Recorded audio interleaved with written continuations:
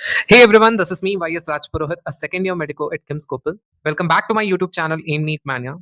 And today in this video, we'll be discussing, as you all might know, NEET 2026 का syllabus release कर दिया है NMC ने. So the syllabus is just like last year, कुछ changes हुए नहीं हैं. So since the syllabus has not changed, तो नए वीडियो की जरूरत कहाँ है? वीडियो की जरूरत इसलिए है क्योंकि सीबीएसई के सिलेबस में कुछ ऐसे टॉपिक्स है जो आपके एनसीईआरटी में नहीं मिलेंगे एंड नीट के सिलेबस में कुछ ऐसे टॉपिक्स है जो ना सीबीएसई के अंदर है ना एनसीईआरटी के अंदर है. So just to give some sort of clarity to a confused aspirant I am making this video, ठीक है, ताकि एक क्लैरिटी आ जाए. सबसे पहली चीज, एनसीईआरटी पढ़नी है. एनसीईआरटी के अंदर ऐसा कोई टॉपिक नहीं है जो आपके नीट में नहीं आ रहा, but there are few topics जो सीबीएसई ने अपने करिकुलम में ऐड करें बट नीट में नहीं आ रहे, तो उन टॉपिक्स को नहीं पढ़ना है. एंड कुछ टॉपिक्स ऐसे हैं जो एनसीईआरटी में नहीं है बट नीट के सिलेबस में दे रखा है. So we have to study, we have to cover those topics. तो चलिए अब डिस्कस करते हैं हर एक टॉपिक को. सबसे पहली चीज कि प्रैक्टिकल सिलेबस इंक्लूड किया गया है. Practical syllabus from the past few years post covid it has been implemented, ठीक है. क्वेश्चंस वहां से ऐसे आते हैं जो आप पढ़ सकते हो और नॉर्मली भी कर सकते हो, ठीक है. मतलब अगर प्रैक्टिकल सिलेबस इंक्लूड नहीं था फिर भी उस चीज की प्रैक्टिस तो एस्पिरेंट करके जाता था एग्जाम में. सो ऐसा कुछ है नहीं. बट प्रैक्टिकल सिलेबस बायोलॉजी के केस में locomotion and morphology in flowering plants in 2 chapters के इंक्लूड करे गए हैं.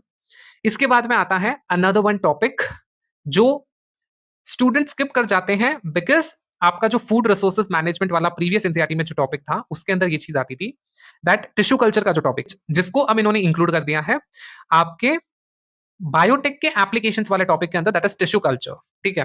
सो tissue culture is included, so you have to cover that topic and then go for your examination because वो biotechnology biotech का application वाला part है. So you have to cover it. NCERT के अंदर है, पढ़ लेना उसमें से, ठीक है. नेक्स्ट आता है red data book. Now red data book is mentioned in NMC NEET UG syllabus, लेकिन एनसीईआरटी में इकोलॉजी के अंदर नहीं दे रखा, ठीक है. और दे भी रखा है तो hardly they have given 2 lines, ठीक है. But this is the topic which you are suppose to cover, आपको कवर करना है. You have to do it, right. And make sure कि यार नोट्स अवेलेबल हो आपके पास में.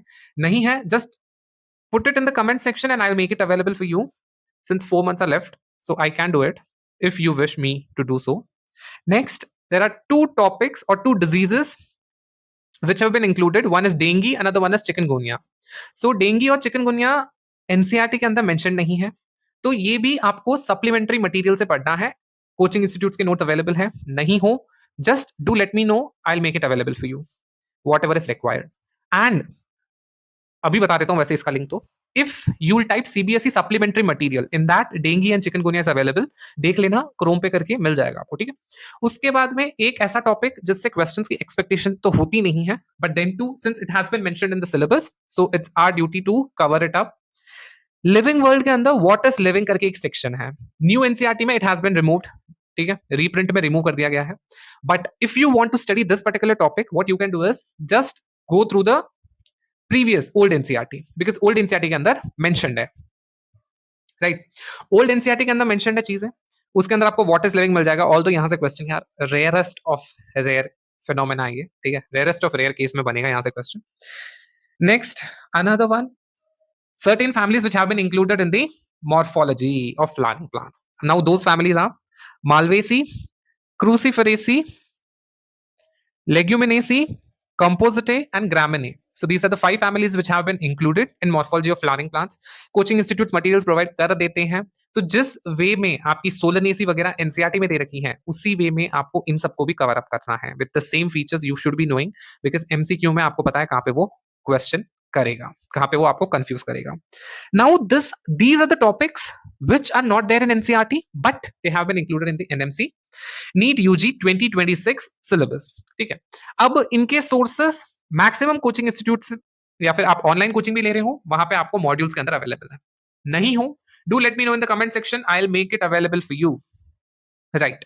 अब आते हैं कि सीबीएसई के अंदर देयर आर फ्यू टॉपिक्स जो हैं सीबीएसई के करिकुलम में but they are not a part of NEET syllabus. For example digestion and absorption chapter has been included in CBSE curriculum, ठीक है. तो वो आपका नीट में नहीं आ रहा, so you don't have to study it, you don't have to prepare it for your NEET 2026 examination.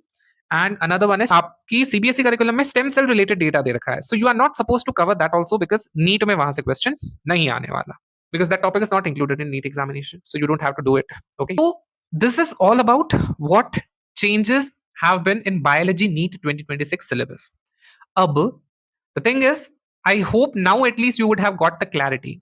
अब question arises कि इन topics को कब करना है, कैसे करना है, कब करना है. First priority should be your NCERT.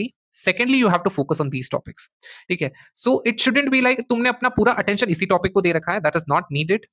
यार ये वो है जब आप लास्ट के डेज में इन टॉपिक्स को कवर करते हो. Okay, you are not suppose to cover them.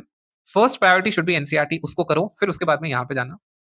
And could it be like if you skip these topics, can you clear examination? Yeah, then that becomes a matter of luck, that becomes a matter of chance. अब मैं ये कहूंगा कि previous year post Covid few years, ठीक है, till 2024 अगर आप नहीं करके जाते इन टॉपिक्स को, आपका सिलेक्शन नहीं रुकता कहीं पे भी. But looking at 2025 paper, we cannot take risk, we cannot afford to take a risk even for a single question. So better यही रहेगा अगर आप इन टॉपिक्स को कवर करके जाते हो एग्जामिनेशन में. So that will help you out somewhere in your selection. Okay, so that is what I would like to say. For any more information or any sort of help, you can reach out to me in the comment section. So this was all about today's video. We'll meet in the next video with another topic, with another help. Till that, be consistent, study regularly, and do let me know if you need any sort of help. Thank you. Bye and take care.